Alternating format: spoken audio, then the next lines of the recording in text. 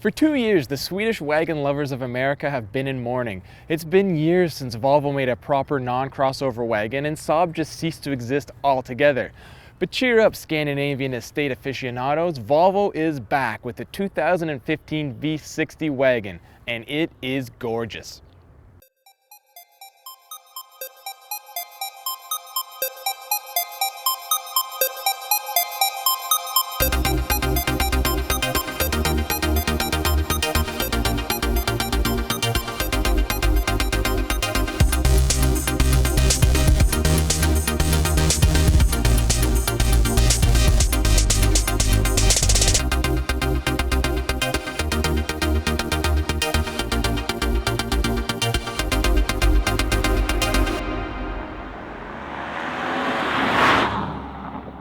The V60 is offered with 3 engines, all boosted and available with 4, 5, or 6 cylinders. Our top-of-the-line R design comes with a 3-liter inline-6 that makes, with the Polestar tune, 325 horsepower and 354 pound-feet of torque.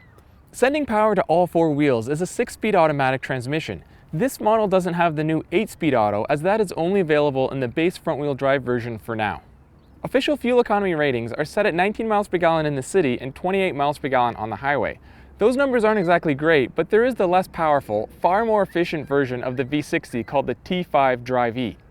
And that base model version starts at $36,225 after destination charges, while our loaded up R-Design T6 all-wheel drive came in at just under $52,000. Volvo uses a lot of marketing hyperbole, saying that this V60 has a coupe-like profile, and that makes no sense for a wagon. But you know what? Who cares? Just look at it. It's stunning. The R-Design package adds a unique matte grille along with LED daytime running lights. In the back, there's a unique rear diffuser and R-Design rear tailpipes. Optional on this car are 19-inch rims, but I really like the standard 18-inch rims, and combined with the red paint, I think it really sets the car off. The interior is the typical Volvo design, which means high-quality materials if not a tired layout. I do like the simplicity of all the buttons though, and these front seats are very comfortable. With the nubuck finish, they look as good as they feel, and I love these supportive, huge side bolsters. Included in our test vehicle is the premium sound system, which is crisp and clear, and although it is better than a lot of entry-level audio systems, it can't quite compete with the best that other luxury brands have to offer. I do really like the programmable gauge cluster that has 3 different themes, including my personal favorite, the performance mode. The rear seats are a bit cramped, with only 33.5 inches of rear legroom, but headroom is ample. And when no one's sitting back there, by pushing this button here, the headrest will electronically fold down to help with rearward visibility.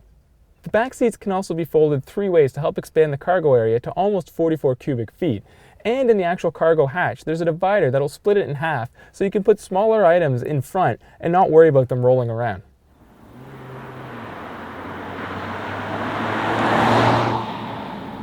The V60 is based on the S60, and predictably, this car drives a lot like that sedan. There's a ton of torque at any RPM. The 3-liter 6-cylinder is said to move this vehicle from 0 to 60 miles an hour in just 5.5 seconds, and it really feels like it can. The 6-speed automatic responds fairly quickly, but when you put it in sport mode, it becomes a lot more responsive. Volvo claims first and second gear change gears 50% faster in sport mode, and this isn't just sort of marketing hype. You throw it over there and you can actually feel how much more responsive the entire car becomes. Now this is the R-Design model, and that means the regular touring suspension is ditched in favor of a sport suspension. This lowers the vehicle's ride and stiffens up the springs all around. Now, having driven the base model T5 before, I have to say I prefer the base touring suspension. The sport suspension doesn't really make the car any sportier, but it really does affect ride quality. In the touring, the car handles almost as well, and the ride is just so much more comfortable. The R-Design retains Volvo's rack and pinion steering and forgoes the new T5's electric power assist. Similar to the steering setup in the S60, you can adjust the amount of effort in the V60 R-Design steering. Unlike similar technology found in Hyundai and Kia's vehicles, this one's missing a lot of that artificial feel found in those cars. Now that isn't saying the steering's perfect, because it's not, it's actually far from it, but it doesn't feel like it's not connected to the front wheels. Sightlines in this vehicle aren't great thanks to a small rear window and massive B-pillars that block 3/4 blind spot visibility. Thankfully, being a Volvo, this vehicle is stuffed full of safety features, including Bliss, which is Volvo's blind spot monitoring system. Other safety systems include crash detection, city safe, rear cross traffic alert, lane departure warning. Pretty much everything that is on the market today is found in this Volvo. And one last fun fact for those who are considering this wagon over a crossover. The V60 can still tow upwards of 3,300 pounds.